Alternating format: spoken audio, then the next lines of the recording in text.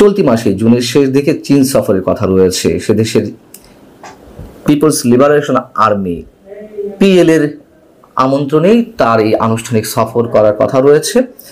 কিন্তু সেনাপ্রধান জেনারেল ওয়াকারুজ্জামানের চীন সফরের আগেই আমাদের বহুল বিতর্কিত জাতীয় নিরাপত্তা উপদেষ্টা ডক্টর খলিলুর রহমান তার সফরটি নিশ্চিত করতে চান।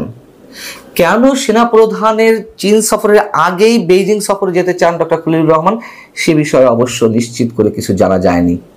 তবে চীন সফর নিশ্চিত করার জন্য তিনি 16 জুন সোমবারই বাংলাদেশে নিযুক্ত চীনের ভারপ্রাপ্ত রাষ্ট্রদূত লিউ ইউয়েনের সঙ্গে নাকি সাক্ষাৎ করেছেন এবং সাম্প্রতিক সময়ে যে লন্ডন সফর প্রধান উপদেষ্টা তার সফর সঙ্গী হয়েছিলেন ডক্টর খলিলুর রহমান, সেই লন্ডন সফরের আগেও বাংলাদেশে নিযুক্ত চীনা রাষ্ট্রদূত ইয়াও ওয়েনের সঙ্গেও তিনি দেখা করেছেন। যেহেতু চীনা রাষ্ট্রদূত ইয়াও ওয়েন তার নিজ দেশে এই মুহূর্তে অবস্থান করছেন, ভারপ্রাপ্ত রাষ্ট্রদূত দায়িত্ব পালন করছেন লিউ ইউয়েন, তার সঙ্গে তিনি সোমবার দেখা করেছেন।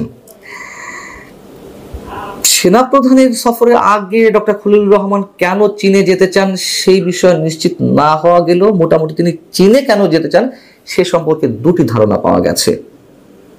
একটি হচ্ছে মিয়ানমারের রাখাইনের উদ্দেশ্যে বাংলাদেশের মধ্য দিয়ে যে কথিত করিডোর দেওয়ার কথাবার্তা চলছে, গুঞ্জন রয়েছে, আলোচনা রয়েছে,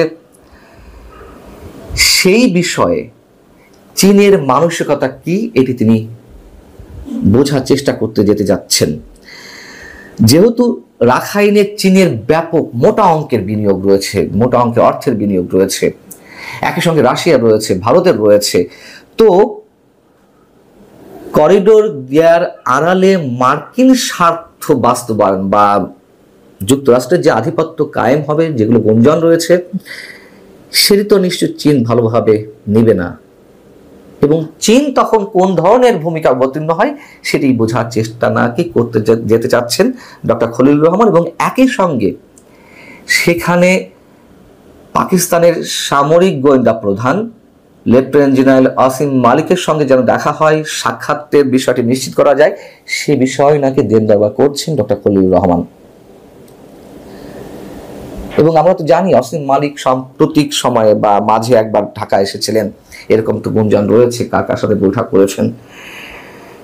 করিডোরের বিষয়টি না হয় বুঝলাম, কিন্তু পাকিস্তানের সামরিক গোয়েন্দা প্রধানের সঙ্গে দেখা করতে চান যে গুঞ্জনটি শুরু হয়েছে, সেটি কেন হবে, কি কারণের পিছনে আমরা জানি না।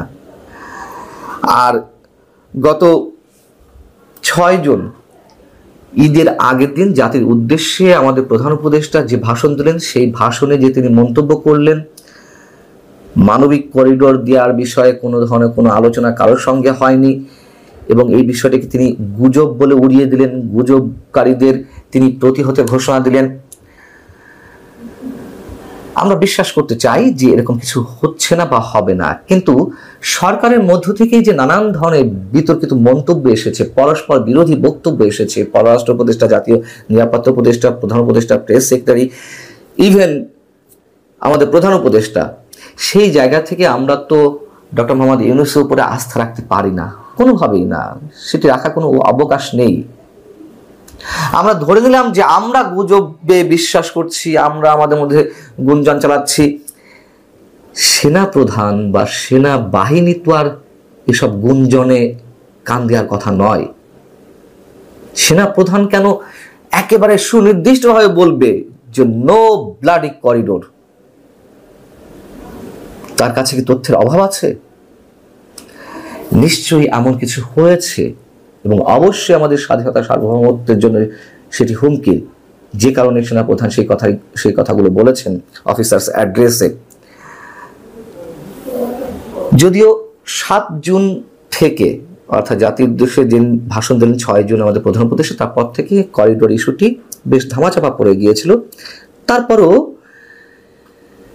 আবার নতুন করে বিষয়টি আলোচনা এসেছে।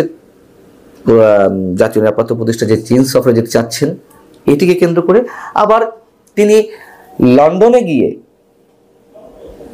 তারেক রহমানকে তিনি রিসিভ করলেন। যে বৈঠক হলো ডক্টর মোহাম্মদ ইউনূস এবং তারেক রহমানের মধ্যে, তার পরবর্তী যে সংবাদ সম্মেলন, সেখানে তিনি সরকারের প্রতিনিধিত্ব করলেন। সেটি নিয়েও তো তুমুল বিতর্কের সৃষ্টি হলো এবং করিডোর বিষয়টি আবার ফিরে এলো আলোচনায়।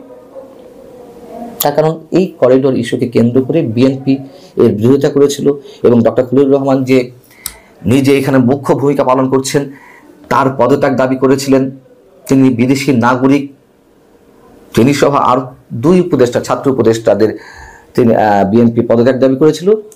সেই খলিলুর রহমান কিভাবে লন্ডনে গিয়ে এই ধরনের ভূমিকা অবতীর্ণ হন? যখন বিষয়টি নিয়ে নানান ধরনের সমালোচনা শুরু হলো, বিভিন্ন মহলে বিএনপিও সমালোচনার শিকার হলো, তারেক রহমান সমালোচনার শিকার হলেন। পরবর্তীতে এসে সোমবারই রাজধানীতে একটি অনুষ্ঠানে বিএনপি স্থায়ী কমিটির সদস্য সালাউদ্দিন আহমেদ তিনি একটি মন্তব্য করেছেন সংবিধানের আলোকে এবং সরকার গঠনের আলোকে। তিনি বলছেন, অন্তর্বর্তী সরকারের উপদেষ্টা পরিষদ গঠিত হয়েছে এবং সাংবিধানিক বৈধতা রয়েছে।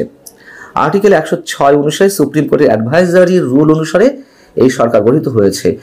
সংবিধান যেভাবে বলছে তা হচ্ছে উপদেষ্টারা মন্ত্রীর মর্যাদা ভোগ করবেন এবং মন্ত্রী হওয়ার জন্য যেসব যোগ্যতা থাকতে হয় সেটা উপদেষ্টা মণ্ডলীকে মাথায় রাখতে বলবো। সেখানে কিন্তু বিদেশি নাগরিকত্বের বিষয়টি অনুমোদন করেনি এবং আরো অনেক বিষয় আছে, এটি তারা মনে করে দিয়েছে বিএনপি নেতারা। এবং ডক্টর খলিলুর রহমান তার যে পাসপোর্ট সেখানে নাকি তার নাম রয়েছে রজার রহমান, তার সহধর্মিণীয় মার্কিন নাগরিক, তিনি নিজে মার্কিন নাগরিক, যদিও তিনি বলেছেন যে এটি প্রমাণ করতে হবে। প্রমাণ কে করবে? তারা যদি প্রমাণ করতে দিতে না চান, কার সাধ্য আছে সেটি প্রমাণ করার? এই খলিলুর রহমানের উপরে ডক্টর মোহাম্মদ ইউনূস এখন অনেকাংশে নির্ভরশীল। ডক্টর খলিলুর রহমান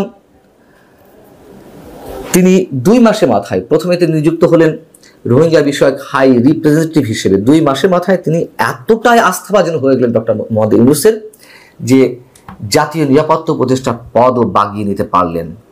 এবং এই যে তুমুল বিতর্ক একের পর এক ডক্টর খলিলুর রহমানকে নিয়ে, তারপরে তার পদ এতটুকু নড়বড়ে হয়নি, বরং আবারও খলিলুর রহমান করিডোর ইস্যুতে বেশ জেগে উঠেছেন, এমনটাই গুঞ্জন রয়েছে বা শুরু হয়েছে।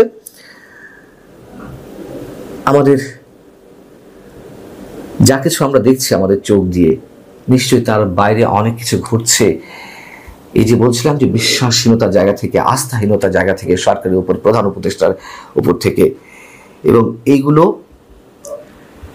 কিছু যে ঘটছে তা মোটামুটি নিশ্চিত করে বলা যায়।